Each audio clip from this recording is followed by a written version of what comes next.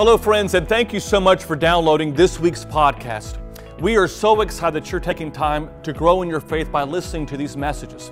That's our dream in these sermons. We hope that in some small way, they help you in your walk of faith, help you to grow into the person that God yearns for you to be. We also want to encourage you to be part of our social media family. Every day we try to post encouraging messages on Facebook, Instagram, and Twitter. You can simply go to these different social media accounts and click on St. John the Divine and be part of our social media family. And if you don't live in the Jacksonville area and don't have access to a church, we encourage you that every Sunday morning at 10 a.m. we broadcast our Divine Liturgy live. You just simply have to go to www.stjohnthedivine.com. That's our church website.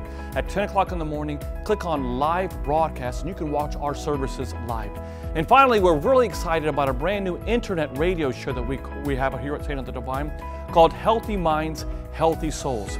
It's broadcast on the second and the fourth Tuesday of every month at 8 p.m. Eastern Time. Simply go to ancientfaith.com at 8 p.m. Eastern Time and click on the banner for Healthy Minds, Healthy Souls. In this show, we hope that we're kind of merging faith and psychology to kind of give you some practicality in your own walk of faith. So once again, thank you so much for downloading this sermon, and we hope to see you soon at St. John the Divine. God bless you and staying strong in your faith. Good morning. It's good to see all of you on this Sunday morning here in church. Thank you for being with us and worshiping with us on this day. I want to thank those of you that are watching us live on our live video streaming or on our website, or if you have downloaded this week's message. Can we just tell you that St. John the Divine is so excited that you're taking time to grow in your walk of faith, and you're choosing St. John as one of the places that helps you along your walk of faith. So God bless you, and thanks to those that are here. If you happen to be new to our church, if this is your first Sunday here with us at St. John the Divine, today is a great day to be here. We have a town hall meeting that really is going to be so exciting for all of you that I hope that not only you'll share amongst yourselves, but also with people that are in our church family. Just amazing, great things that are happening right here at St. John the Divine. But if you're new and you want to find out some more information about our church, downstairs there's a little table. It's called Guest Information. Has all of our ministries, all the programs that we do at our church. You can learn more about what we do and what's our focus and our vision as a church family. You know, last week we began a brand new sermon series entitled Having Ears to Hear. And that's not a phrase that I came up with. To be honest with you, it's all throughout the New Testament. You hear it all throughout the books of the Gospels of Matthew, Mark, Luke, and John. You even hear it in the very last chapter of the book of Revelations, in the last book that we see in the Bible.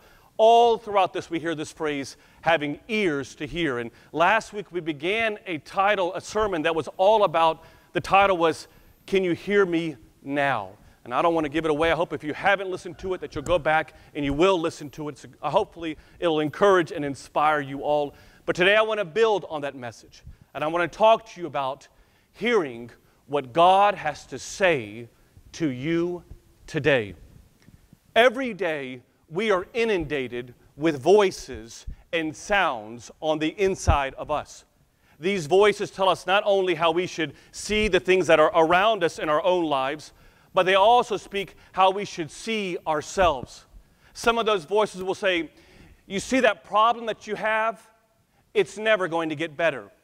Or that thing that you've been worried about every single day, you see what I'm talking about? That right there is never going to resolve itself. Or you see how those people are having a better life, they're enjoying their life, you won't experience that. Or that depression that you're in right now, that loneliness that you're experiencing right now, it never gets better. And if you're not careful, you can allow what you're seeing to speak louder than who wants to talk to you. You can allow what you're seeing to speak louder than who you should be hearing. Several weeks ago, I heard this priest give an amazing story that is so appropriate for this morning's homily. It's about the Wisconsin Badgers football team. Several years back, they were losing a game horribly. And it was at home, and despite being in their home stadium, they were still losing. But what was interesting is that in the stands were the fans of the Wisconsin Badgers, and at some of the most random times, the fans would begin to just simply cheer. They would just make noises and applaud and then give a woohoo, we're doing great, kind of a sound. And the players on the field were wondering why they were cheering them on at the same time when they were losing, and not only losing, but they were losing horribly. What they didn't know is that the people that were in those stands, the fans, had these little earphones on, and they were listening to the Milwaukee Brewers baseball game. And every time the Milwaukee Brewers scored a home run, had a hit, got the opposing team out, they were cheering them on.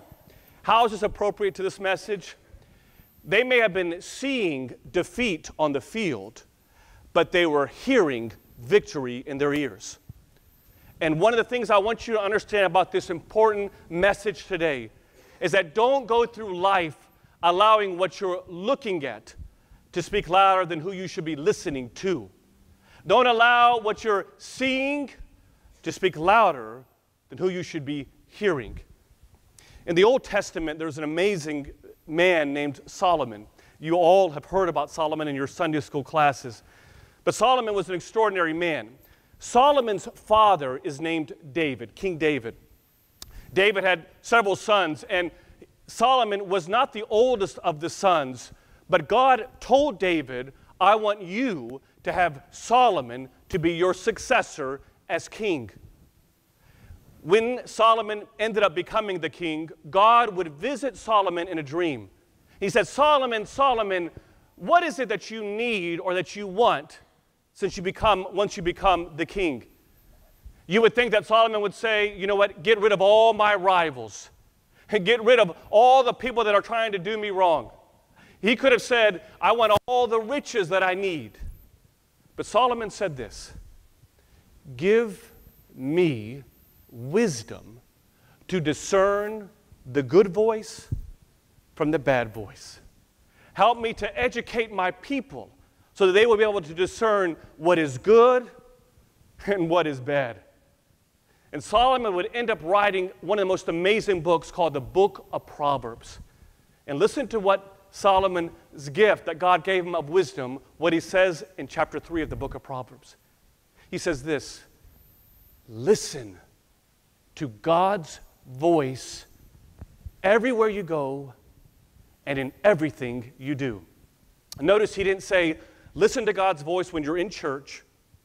Listen to God's voice only when you're going through a difficult time. He says, listen to God's voice everywhere you go and in everything you do.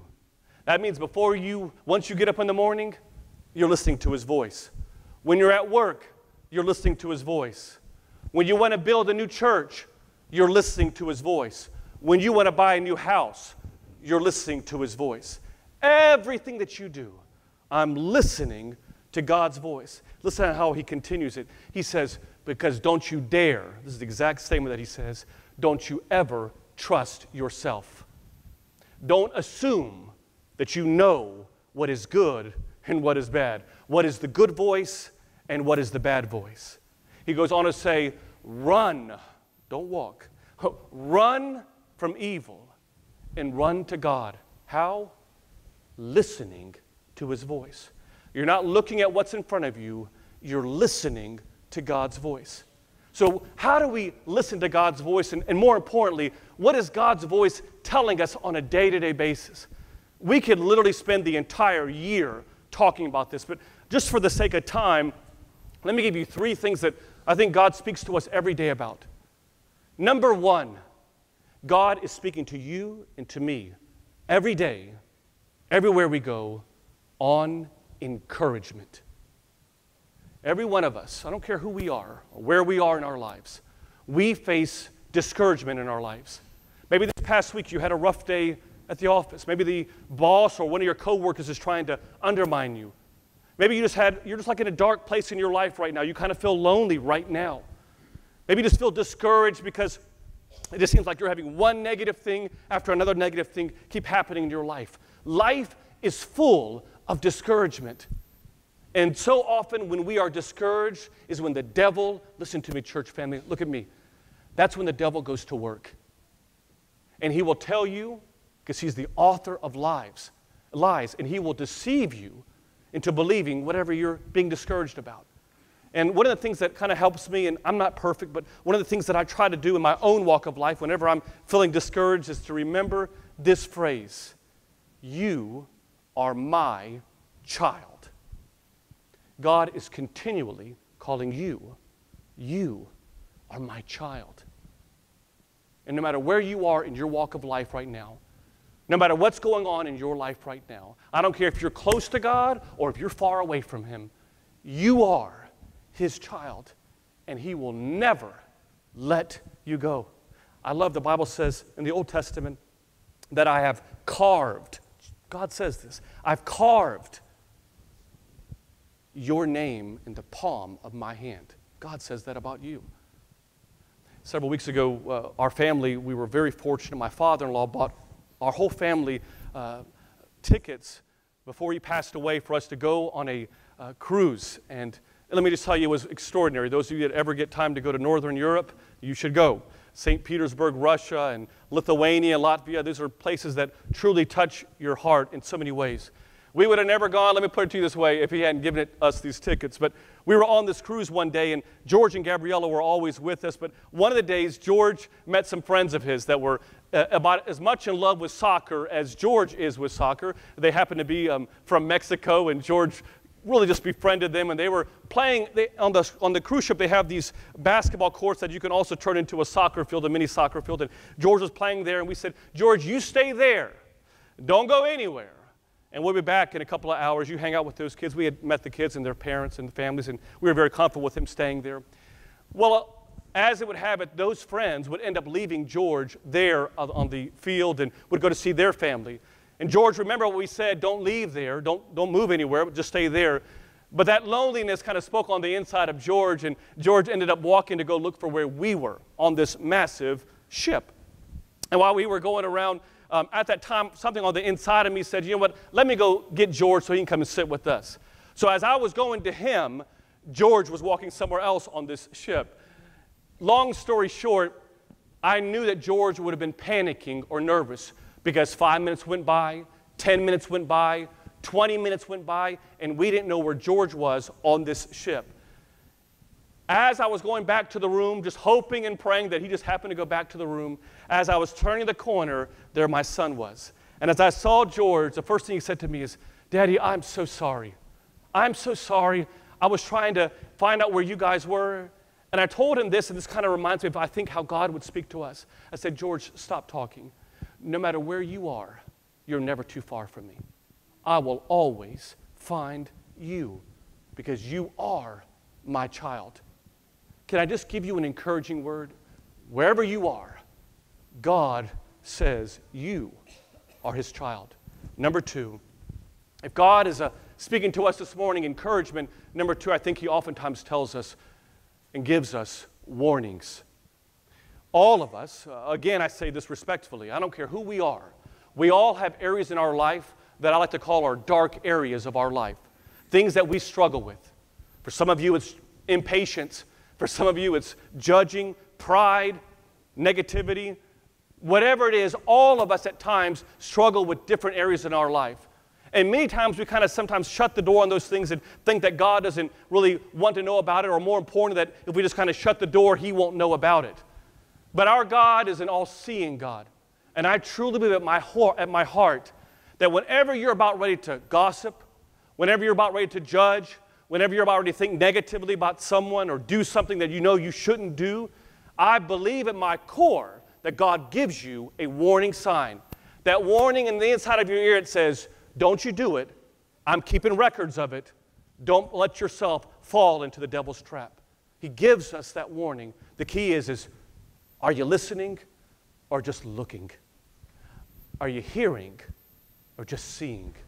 Number three, final thing I think it is I think God, in addition to giving us encouragement every day and giving us warnings every day, I think God gives every one of us direction in our lives. If you are in a point right now where you don't know where you need to be, if you're trying to figure out your purpose in life, or for that matter, the purpose of the people that are in your life, your children or your parents for that matter, If you're just struggling to know what is my role in life, can I just encourage you that the greatest thing that you can do, the greatest distance that you could ever travel is from when your knees hit the carpet in your house and you lift up your hands and say, Lord, I just want to be your servant. Give me direction. I'm going to let y'all in on a little story. When I got ordained 10 years ago, before we were ever even talking about building a new church or whatever, I used to go sit, and at the time they didn't have a full driveway into our new church. They just simply had a little, almost like a little pathway that would go there. And I just literally sometimes would just kind of pull off the side of the road, and that was my prayer. God, just give me some direction. I don't want this to be about me. I want this to be about you. Just give me some direction. And in my life, if you want to know something personal about me, one of the prayers that I say every morning, in addition to praying for all of you, is simply just, God, give me direction today. And I encourage you, allow God to direct your lives. If you're trying to do it all on your own, good luck. It doesn't lead to a peaceful life. I leave you with this thought. Many of you know that if you've ever had lunch with me, and many of you have had lunch with me, I'm a fast eater. I mean, by the time the server is putting it on the table, I'm already eating it. And most of the time, people say, Nick, Father Nick, or Nick, whoever I'm with, will say, would you just slow down a little bit? Just let the meal kind of just enjoy your meal. And oftentimes, I'm always in a rush because I have things I've got to do and people I've got to see. Several weeks ago, I was having lunch by myself, and sometimes I do that just to kind of just unwind a little bit and just kind of think and get focused. And as I was having lunch, the server that was there, was taking an enormous amount of time to provide our meals. In fact, it seemed as if she was probably the only server that had to take care of almost half of the restaurant. And you could tell that she was flustered and frustrated, and the customers were as well. In fact, some of the customers were holding up their little water glasses, just kind of shaking it. Can you fill us some water? And some of them were like going, oh my gosh, complaining about how delayed she was. And I don't know what it was, and I tell you this totally just pouring out my heart to you. I don't always get this right. I'm just like you. There are times that I think get it right, and there's times that I just don't. But I felt God telling me, Nick, a warning. Be patient with her. So when she came to this and she was like saying, I'm going to get to you, sir, in just a second, I was like, listen, I'm in no rush. Take your time. And she was like a little bit, I think, taken back by that comment, and she went to try to help the other people. 10 minutes later, I'm still waiting for my water and still waiting for the food to get there. And she's like, I'm just so sorry. I'm trying to get to you. I just got so many other tables. I'm like, look, don't worry. I've got time. I just kept hearing God say, be patient. Be patient.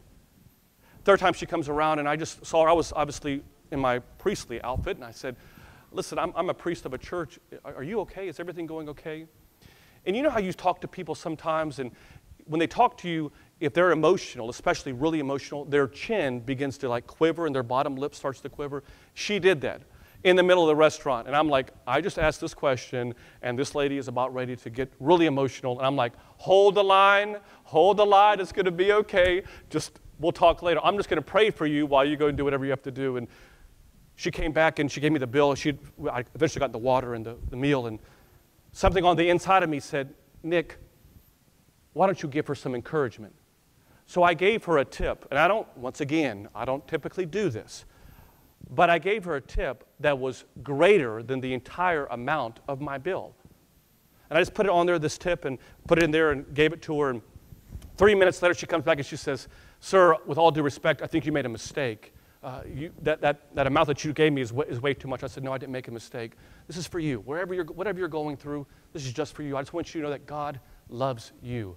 And she started to quiver again, that chin and the little bottom lip. And I said, is there anything I can do for you? And I said, I hope that this helps you out a little bit. And she said this, she paused, have no idea. Have no idea. And I left there, and I just was felt good that I did that, but I felt like God was saying, out of the 7 billion people on planet Earth, God just happened to show me this one young lady that was going through a difficult time that needed to hear God's voice in her life? And how many times is God trying to break free into the voices of your heart on how you could live your life?